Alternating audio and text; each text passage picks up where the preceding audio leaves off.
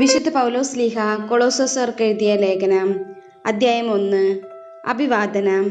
ദൈവഹിതമനുസരിച്ച് യേശുക്രിസ്തുവിന്റെ അപ്പോസ്തലനായ പൗലോസും സഹോദരനായ തിമോഥെയോസും കൂടെ ക്രിസ്തുവിൽ വിശുദ്ധരും വിശ്വാസികളുമായ കൊളോസസിലെ സഹോദരർക്ക് എഴുതുന്നത്, നമ്മുടെ പിതാവായ ദൈവത്തിൽ നിന്ന് നിങ്ങൾക്ക് കൃപയും സമാധാനവും. കൃതജ്ഞതയും പ്രാർത്ഥനയും. ഞങ്ങൾ നിങ്ങൾക്ക് വേണ്ടി പ്രാർത്ഥിക്കുമ്പോഴൊക്കെ നമ്മുടെ കർത്താവായ യേശുക്രിസ്തുവിൻ്റെ പിതാവായ ദൈവത്തിന് നന്ദി പറയുന്നു. എന്തെന്നാൽ സ്വർഗത്തിൽ നിങ്ങൾക്ക് വേണ്ടി നിക്ഷിപ്തമായിരിക്കുന്ന പ്രത്യാശ മൂലം യേശുക്രിസ്തുവിൽ നിങ്ങൾക്കുള്ള വിശ്വാസത്തെക്കുറിച്ചും നിങ്ങൾക്ക് എല്ലാ വിശുദ്ധരോടുമുള്ള സ്നേഹത്തെക്കുറിച്ചും ഞങ്ങൾ കേട്ടിരിക്കുന്നു. നിങ്ങളോട് അറിയിക്കപ്പെട്ട സുവിശേഷ സത്യത്തിൻ്റെ വചനത്തിൽ നിന്ന് ഈ പ്രത്യാശയെക്കുറിച്ച് മുമ്പ് തന്നെ നിങ്ങൾ കേട്ടിട്ടുണ്ട്.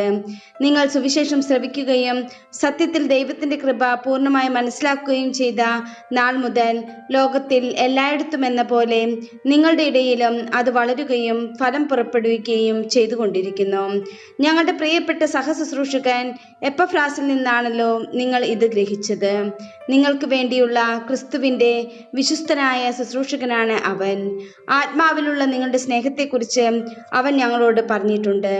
ക്രിസ്തു സൃഷ്ടിയുടെ മകുടം.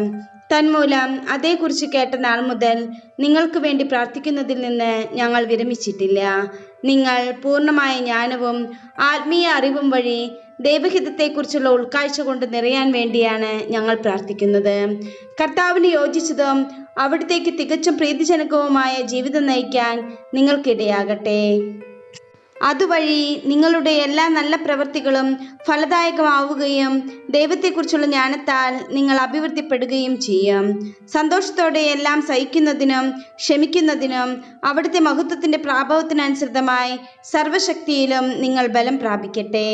പ്രകാശത്തിൽ വിശുദ്ധരോടൊപ്പം പങ്കുചേരുന്നതിനുള്ള അവകാശത്തിന് നമ്മെ യോഗ്യരാക്കിയ പിതാവിന് കൃതജ്ഞത അർപ്പിക്കുവിൻ. അന്ധകാരത്തിൻ്റെ ആധിപത്യത്തിൽ നിന്ന് അവിടുന്ന് നമ്മെ വിമോചിപ്പിച്ചു. അവിടുത്തെ പ്രിയപുത്രൻ്റെ രാജ്യത്തിലേക്ക് നമ്മെ ആനയിക്കുകയും ചെയ്തു. അവനിലാണല്ലോ നമുക്ക് രക്ഷയും പാപമോചനവും ലഭിച്ചിരിക്കുന്നത്. അവൻ അദൃശ്യനായ ദൈവത്തിൻ്റെ പ്രതിരൂപവും എല്ലാ സൃഷ്ടികൾക്കും മുമ്പുള്ള ആദിജാതനുമാണ്. കാരണം അവനിൽ സ്വർഗത്തിലും ഭൂമിയിലുമുള്ള ദൃശ്യവും അദൃശ്യവുമായ എല്ലാ വസ്തുക്കളും സൃഷ്ടിക്കപ്പെട്ടു. സിംഹാസനങ്ങളോ ആധിപത്യങ്ങളോ ശക്തികളോ അധികാരങ്ങളോ എന്തുമാകട്ടെ, എല്ലാം അവനിലൂടെയും അവനു വേണ്ടിയുമാണ് സൃഷ്ടിക്കപ്പെട്ടത്. അവനാണ് എല്ലാറ്റിനും മുമ്പുള്ളവൻ. അവനിൽ സമസ്തവും സ്ഥിതി ചെയ്യുന്നു. അവൻ സഭയാകുന്ന ശരീരത്തിൻ്റെ ശിരസ്സാണ്. അവൻ എല്ലാറ്റിൻ്റെയും ആരംഭവും മരിച്ചവരിൽ നിന്നുള്ള ആദിജാതനുമാണ്. ഇങ്ങനെ എല്ലാ കാര്യങ്ങളിലും അവൻ പ്രഥമസ്ഥാനീയനായി. എന്തെന്നാൽ അവനിൽ സർവ്വസമ്പൂർണതയും നിവസിക്കണമെന്ന് ദൈവം തിരുമനസ്സായി. സ്വർഗത്തിലും ഭൂമിയിലുമുള്ള എല്ലാ വസ്തുക്കളെയും അവനിലൂടെ അവിടുന്ന് തന്നോട് അനുരഞ്ജിപ്പിക്കുകയും അവൻ കുരിശിൽ ചിന്തിയ രക്തം വഴി സമാധാനം സ്ഥാപിക്കുകയും ചെയ്തു. വിശ്വാസ സ്ഥിരത. ഒരിക്കൽ നിങ്ങൾ ദൈവത്തിൽ നിന്ന് അകന്നു ജീവിക്കുന്നവരും ദുഷ്പ്രവൃത്തികൾ വഴി മനസ്സിൽ ശത്രുത പുലർത്തുന്നവരുമായിരുന്നു. എന്നാൽ ഇപ്പോൾ ക്രിസ്തു തൻ്റെ മരണം വഴി സ്വന്തം ഭൗതിക ശരീരത്തിൽ നിങ്ങളെ അനുരഞ്ജിപ്പിച്ചിരിക്കുന്നു. അവിടുത്തെ മുമ്പിൽ പരിശുദ്ധരും കുറ്റമറ്റവരും നിർമ്മലരുമായി നിങ്ങളെ സമർപ്പിക്കുന്നതിന് വേണ്ടിയാണ് അവൻ ഇപ്രകാരം ചെയ്തത്. എന്നാൽ നിങ്ങൾ ശ്രവിച്ച സുവിശേഷം നൽകുന്ന പ്രത്യാശയിൽ നിന്ന് വ്യതിചലിക്കാതെ സ്ഥിരതയോടും ദൃഢനിശ്ചയത്തോടും കൂടെ വിശ്വാസത്തിൽ നിങ്ങൾ നിലനിൽക്കേണ്ടിയിരിക്കുന്നു. ആകാശത്തിന് താഴെയുള്ള എല്ലാ സൃഷ്ടികളോടും സുവിശേഷം പ്രസംഗിക്കപ്പെട്ടിട്ടുണ്ട്. പൗലോസായ ഞാൻ അതിൻ്റെ ശുശ്രൂഷകനായി. വിജാതിയർക്കുള്ള ശുശ്രൂഷ. നിങ്ങളെ പ്രതിയുള്ള പീഡകളിൽ ഞാൻ സന്തോഷിക്കുന്നു. സഭയാകുന്ന തൻ്റെ ശരീരത്തെ പ്രതി ക്രിസ്തുവിന് സഹിക്കേണ്ടി വന്ന പീഡകളുടെ കുറവ് എൻ്റെ ശരീരത്തിൽ ഞാൻ നികത്തുന്നു.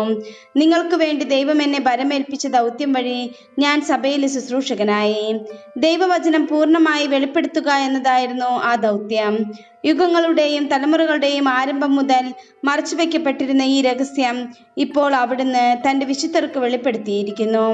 ഈ രഹസ്യത്തിൻ്റെ മഹത്വം വിജാതിയരുടെ ഇടയിൽ എത്ര ശ്രേഷ്ഠമാണെന്ന് വിശുദ്ധർക്ക് വ്യക്തമാക്കി കൊടുക്കാൻ അവിടുന്ന് തീരുമാനിച്ചു. ഈ രഹസ്യമാകട്ടെ മഹത്വത്തെക്കുറിച്ചുള്ള പ്രത്യാശയായ ക്രിസ്തു നിങ്ങളിലുണ്ട് എന്നത് തന്നെ. അവനെയാണ് ഞങ്ങൾ പ്രഖ്യാപിക്കുന്നത്. എല്ലാ മനുഷ്യരെയും ക്രിസ്തുവിൽ പക്വത പ്രാപിച്ചവരാക്കാൻ വേണ്ടി ഞങ്ങൾ എല്ലാവർക്കും മുന്നറിയിപ്പ് നൽകുകയും പഠിപ്പിക്കുകയും എല്ലാവരെയും സർവ്വവിജ്ഞാനവും പഠിപ്പിക്കുകയും ചെയ്യുന്നു. ഈ ലക്ഷ്യം പ്രാപിക്കുന്നതിനു വേണ്ടിയത്രേ അവൻ എന്നിൽ ശക്തിയായി ഉണർത്തുന്ന ശക്തി കൊണ്ട് ഞാൻ കഠിനമായി അധ്വാനിക്കുന്നത്.